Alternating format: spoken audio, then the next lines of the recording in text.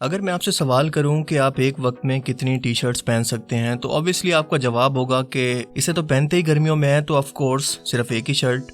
लेकिन भाई साहब, इस दुनिया के अंदर हर कोई आपकी तरह नॉर्मल नहीं है, क्योंकि इस बंदे ने एक टाइम के अंदर 260 शर्ट्स पहनकर नया वर्ल्ड रिकॉर्ड बना दिया है। और ये दुनिया का वो पहला बंदा है जिसे अवार्ड मिला तो सही, लेकिन ये इसे देख नहीं पाया। Ted, you're officially amazing. Great job.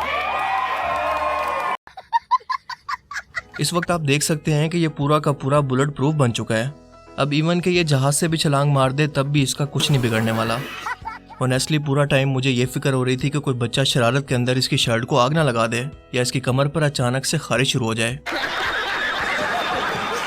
यहाँ पर तो इसकी मदद के लिए पूरी टीम मौजूद है, लेकिन जस्ट इमेजिन कि आपको इसे अकेले ही पहनना और इसे उतारना भी पड़े, या ये लोग ये कहकर वापस चले जाएं कि हमें तो सिर्फ पहनाने के बारे में कहा था, उतारने के बारे में कोई बात नहीं हुई थी। बिल्कुल इस न्यूज़ रिपोर्टर की तरह। जी बिल्कुल, अवामी मसाइल की अगर बात की जाए तो इस वक्त म्यूनसिपल कमेटी कोटशुटा के अफसरान की नाअहली के बायस पूरा कोटशुटा शहर कचरा कुंडी का मंजर पेश कर रहा है। हमारे साथ यहाँ पर शहरी मौजूद है, मजीद इनसे जान लेते हैं। जी बताइएगा, किरेगन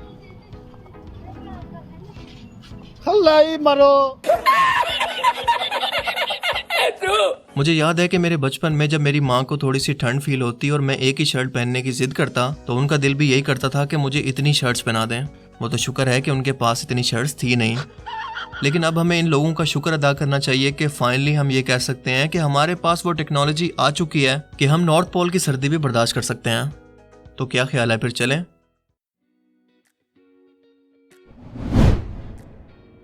amazing random facts around the world के पार्ट 99 में खुश आमदीद। ये वो सीरीज है जिसमें हम दुनिया जहान से मुतल्लिक ऐसी अमेजिंग और ऐसी हैरत अंगेज फैक्ट्स जानते हैं जो कि आपने आज से पहले कभी ना सुनी हो, और जिनके बारे में जानकर आप एक ही वर्ड बोलेंगे, अमेजिंग। तो चलिए वीडियो को स्टार्ट करते हैं।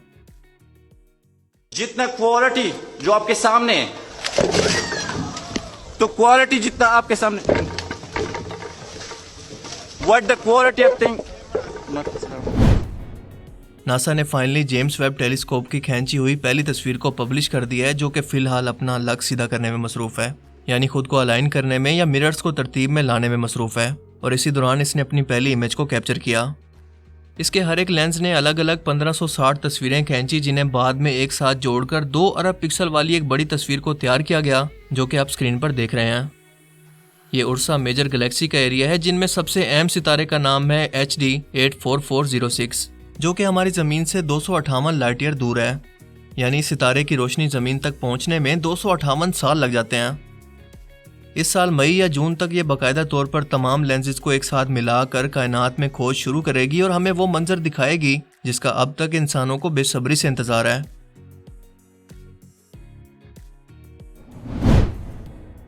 दूर से देखने पर शायद ये कोई ख़राब पिक्सल वाली आपको कोई वीडियो गेम लगे, लेकिन असल के अंदर सऊदी अरेबिया के शहर अलोला में सहरा के बीचों बीच एक ऐसी बिल्डिंग को तैयार किया गया है जो कि ना सिर्फ मुकम्मल तौर पर मिरर से बनी है, बल्कि अपने मखसूस डिज़ाइन की वजह से इनविजिबल लगती है। इतना इनविजिबल कि इसे कोरोना वायरस भी नहीं देख सकता और ना ही अर्थक्वेक। दरअसल ये और कुछ नहीं बल्कि एक म्यूजिकल कॉन्सर्ट हॉल है जिसका एरिया 9740 स्क्वायर मीटर है, और इसी यूनिक डिज़ाइन की वजह से इसका नाम Guinness book of world record के अंदर भी दर्ज कर लिया गया है। जस्ट इमेजिन कि कोई सादा सा बंदा पहली बार अपने ऊंट पर सवार होकर इस जगह पर पहुंचे, और कुछ हो ना हो परिंदे इसके ऊपर उड़ते हुए शीशा देखकर अपना फ़र्ज ज़रूर यहाँ पर अदा करके आगे बढ़ेंगे, इन पर मूत्र विसर्जन करके। मुझे तो ये बिल्डिंग कहीं से भी इनविजिबल नहीं लगती, या शायद मेरी आंखें ख़राब हैं कि ये मुझे सहरा के बीचों बीच सिर्फ पैसे की बर्बादी नज़र आ रही है, और क़यामत की निशानी भी कि आज बुराई अरब के सहराओं के अंदर भी दाखिल हो चुकी है। बस अल्लाह हम पर रहम करे।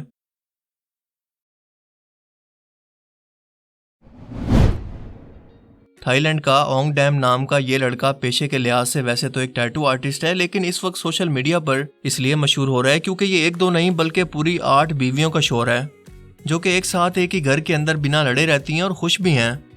मुझे भी ये फैक्ट सुनकर लग रहा था कि शायद मैं कोई ख्वाब देख रहा हूँ, और फिर बेख्तियार मेरे मुंह से भी बिल्कुल आप ही की तरह निकल गया कि सुभान अल्लाह, और ये भी कि या अल्लाह हम भी तेरे बंदे हैं, थोड़ा अपनी रहमत के छींटे यहाँ पर भी गिरा दे।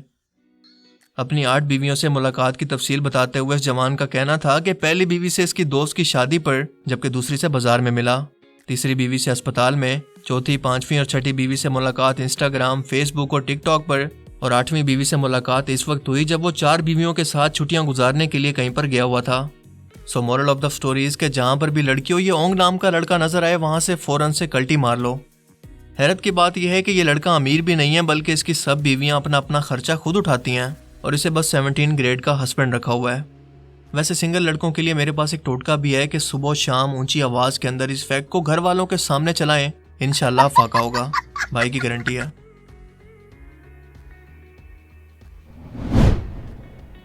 कुछ दिन से सोशल मीडिया पर एक लड़की की वीडियो को ये कहकर शेयर किया जा रहा है कि जापान ने एक आर्टिफिशियल इंटेलिजेंस रोबोट एक लड़की की सूरत में तैयार कर लिया है, जो कि अब तक का सबसे एडवांस तरीन और ज़हीन रोबोट है और दिखने में बिल्कुल एक असली लड़की की तरह ही दिखाई देता है। कोई इसे देखकर ये सोच भी नहीं सकता कि ये इंसान नहीं बल्कि कोई मशीन है।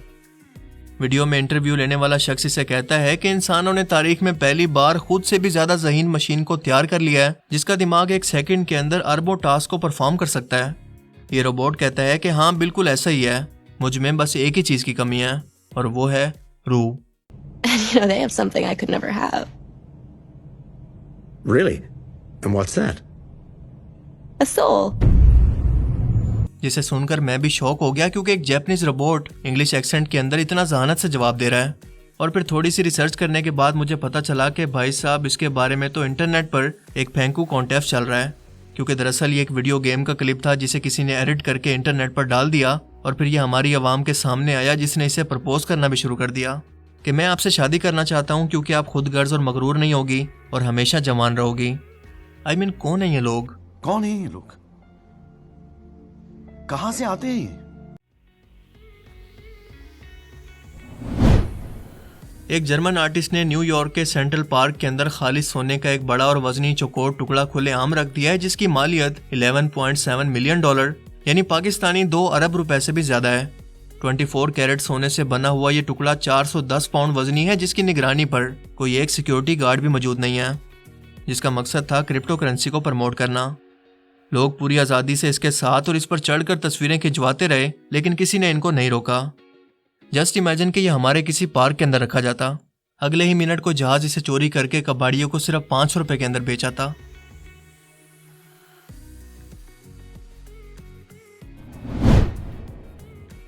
हम बचपन से ही पढ़ते और सुनते आए हैं कि कैसे न्यूटन एक दरख्त के नीचे बैठा हुआ था और एक सेब उसके सर पर आकर गिरा, जिसने इसे इस सेब के गिरने की वजह को दरियाफ्त करने पर मजबूर किया और आखिरकार इसने ग्रेविटी को दरियाफ्त किया।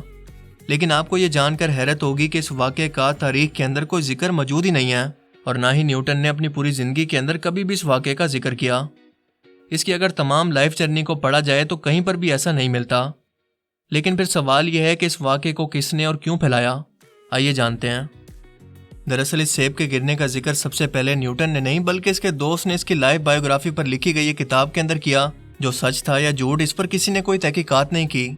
वो लिखता है कि न्यूटन के दिमाग के अंदर ग्रेविटी का ख्याल इस वक्त आया जब वो सोचो बचार के मूड के अंदर बैठा हुआ था और फिर अचानक से इसके सर पर एक सेब आकर गिरा। यानी ग्रेविटी का कॉन्सेप्ट न्यूटन की सोच थी, मगर इसका आइडिया इसे सेब के गिरने के बाद आया या किसी और वजह से, इसका तारीख में कहीं कोई जिक्र नहीं है। और इसीलिए तो बॉलीवुड फिल्म इंडस्ट्री सिरे से इस ग्रेविटी के कॉन्सेप्ट को मानती नहीं है। यकीन नहीं आता तो आप खुद देख लें।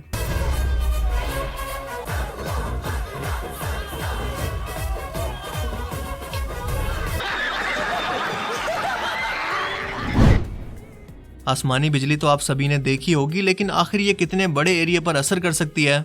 इसका जवाब मिला हमें इस हालिया आसमानी फुटेज से, जिसके अंदर अमेरिका की 3 रियासतों तक तकरीबन 1000 किलोमीटर लंबी आसमानी बिजली को देखा गया, जो कि काफी खौफनाक मंजर था। ये तस्वीर national oceanic and atmospheric administration ने 29 अप्रैल 2020 को ली थी, जिसके अंदर एक मेगा फ्लैश यानी आसमानी बिजली को टेक्सास, ल्यूजियाना और मिसिसिपी तक में देखा गया, जो कि अब तक का रिकॉर्ड करदा सबसे बड़ा एरिया है। और लोग सोचते हैं कि एक ही दिन के अंदर क़यामत भला कैसे आ सकती है।